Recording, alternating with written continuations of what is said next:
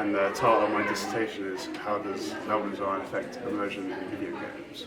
So the overview of my project is basically studying how important levels are in a video game. So in my opinion, like the best levels of the best games really allow the player to make a multitude of decisions and tackle problems in varying ways and decide how they want to use their awards and stuff like that. You know, really make the gameplay shine.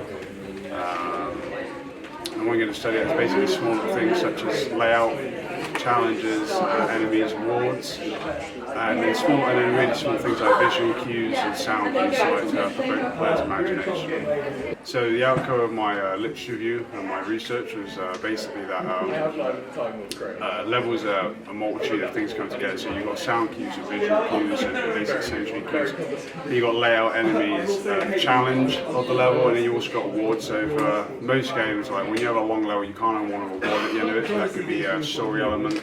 One could be awarded in an RPG game such as Skyrim.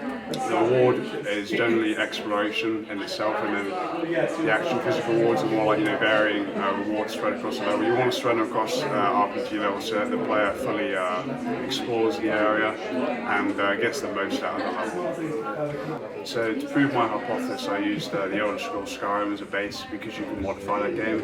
And then I used Skyrim Creation Kit to design the level. And I did the layout side on the aesthetic side, where the awards would be, the amount of enemies, how hard the enemies would be, fine-tune it to what I think would make for a great experience, like a large explorative game, really provoke the player's imagination with large areas, visual effects like fog and all that, and sort of fitting awards given the circumstances the dungeon is in. For my testing, really quite simple. I designed the level and I uploaded it to Steam Workshop and the Nexus, both which are really popular platforms for players to get their mods for various games.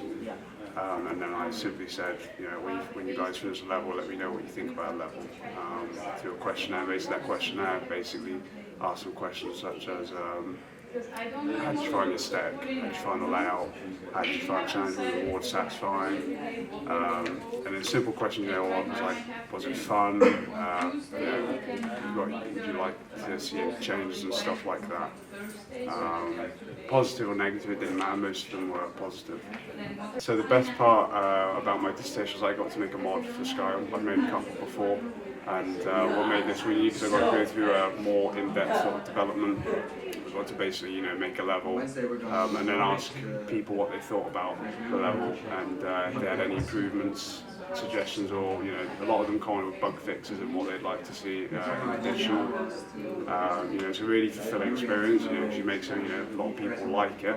And then on top of that, the modding community is very friendly, it's very talkative as well. You can collaborate with other mod developers and think of some really interesting concepts and even make some really cool items for players to use at the end. So it's